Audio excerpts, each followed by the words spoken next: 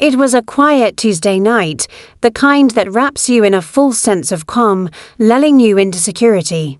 I was exhausted from work, more drained than usual, and the thought of sleep was a warm embrace I couldn't wait to fall into. As a single mom for the past 8 years, ever since my ex-husband and I parted ways, life had been a mix of joy and relentless challenge. Our marriage hadn't been toxic, just faded, to people drifting apart until there was nothing left to hold onto. Raising my daughter, Mia, alone was both my greatest happiness and my heaviest burden. She was everything smart, funny, kind, but the weight of being both mother and father wore me down some days. That night, exhaustion hit early. I barely had the energy to slip into pajamas before collapsing into bed. The house was silent. Mia had gone to bed hours earlier after a night of video games and homework.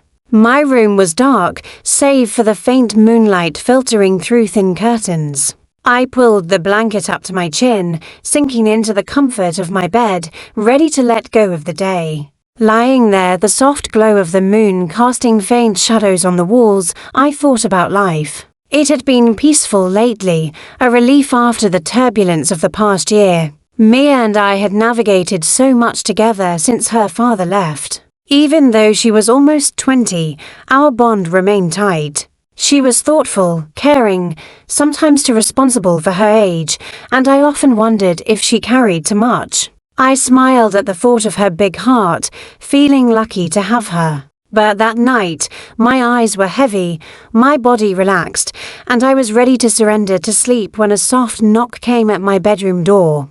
Groggy, half dreaming, I stirred as the knock came again, gentle but insistent. "What?"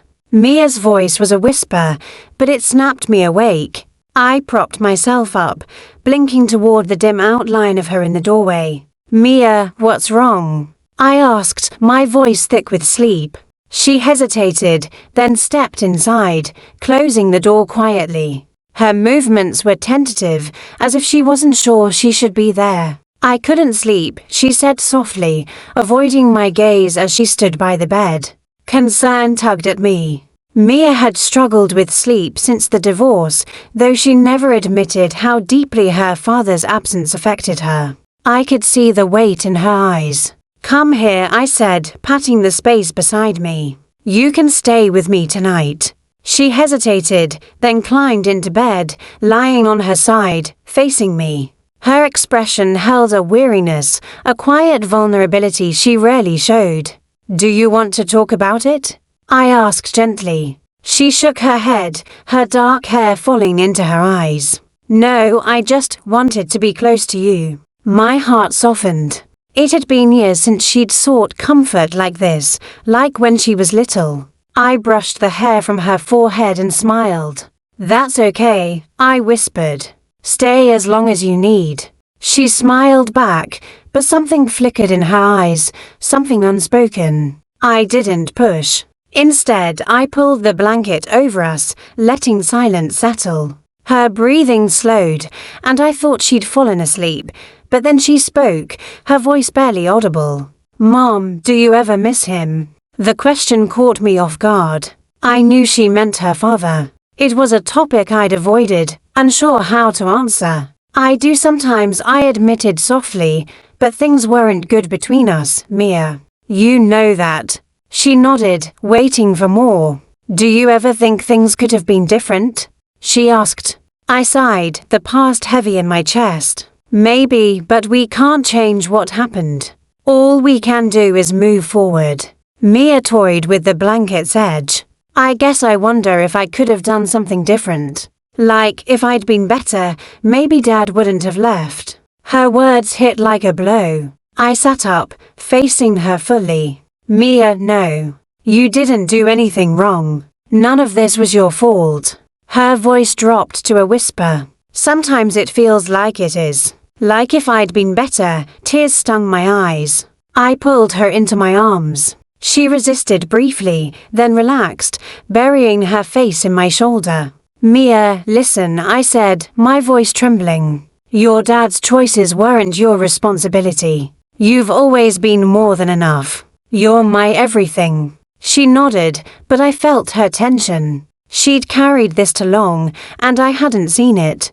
We held each other, her breathing steadying as she drifted off. I stayed awake, my mind racing with thoughts of the past, of all we'd been through. But there was something else, a warmth spreading through me, not just a mother's love, but something deeper, unsettling. I tried to push it away, focusing on Mia's steady breaths, but it lingered, hovering beneath the surface.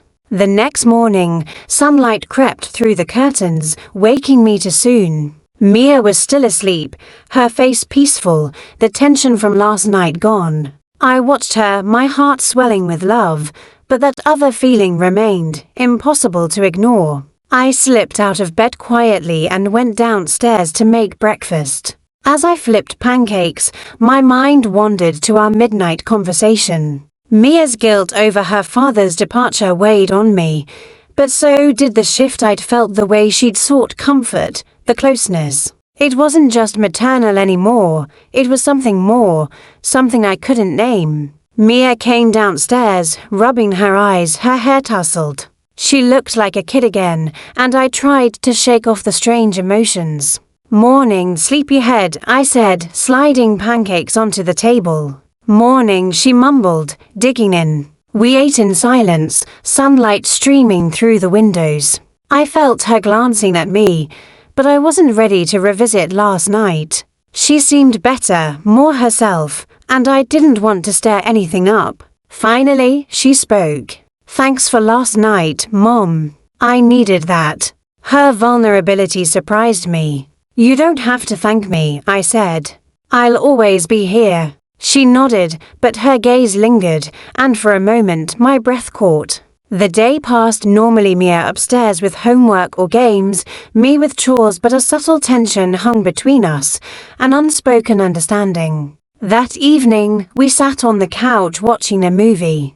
The room was dimly lit, the TV's glow casting flickering shadows. Mia sat close, her arm brushing mine. Every movement felt charged, the tension palpable. Halfway through, she shifted closer, her arm resting against mine, the warmth of her skin sending heat through me. I glanced at her, she looked back, her eyes soft but intense. Without thinking, I took her hand, our fingers intertwining. She squeezed gently, her thumb brushing my skin, making my heart flutter. We sat like that, holding hands in the dim light, the movie forgotten. It felt like a turning point. When it ended, we stayed there. I leaned my head on her shoulder, feeling her steady breathing. "Mom," she said quietly, "I'm really glad you're here. I don't know what I'd do without you." My heart swelled.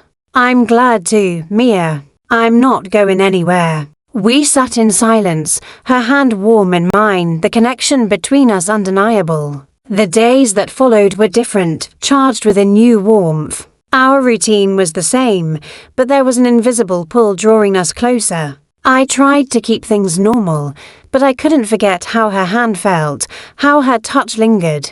Mia seemed to feel it, to her lingering glances, her excuses to be near. One evening, as we cleaned up after dinner, our fingers brushed as I handed her a plate. The brief contact sent warmth through me. I caught her eyes, that same gentle intensity. "You okay, Mom?" she asked softly. "Yeah," I said, smiling.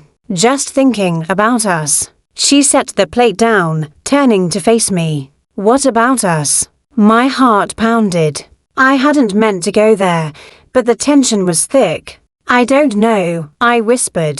"It just feels like things have changed." She stepped closer, inches away, her breath mingling with mine. She brushed a strand of hair behind my ear, her touch sending shivers down my spine. "They have," she said softly. "But that's not a bad thing, is it?" I looked at her, my mind spinning. Her tenderness overwhelmed me. "I don't know what this is," I admitted. She smiled, her fingers grazing my cheek. "It's just us," she whispered. "You and me." I leaned into her touch, letting the warmth soothe me. Our bond had always been strong, but now it was evolving into something more. "Mom," she said, her voice catching, "I care about you." More than I've ever cared about anyone. Her words hit like a wave, overwhelming me. I care about you too, I whispered, trembling. More than you know. We stood there frozen, the world fading away. Slowly, we leaned toward each other, and I kissed her. It was gentle, tentative, but full of everything we'd held back. The moment deepened, a rush of emotion and connection, raw and real. When we pulled back, she smiled, eyes warm. We're okay, right? I nodded, overwhelmed. Yeah, we're okay. Later, we sat on the back porch, watching the stars, her hand in mine. The night was cool, quiet, and the weight of unspoken emotions had lifted. We didn't need to talk, just being together was enough. Whatever this was, it was unfolding naturally, and I was content to let it. As weeks passed, our quiet intimacy became part of daily life.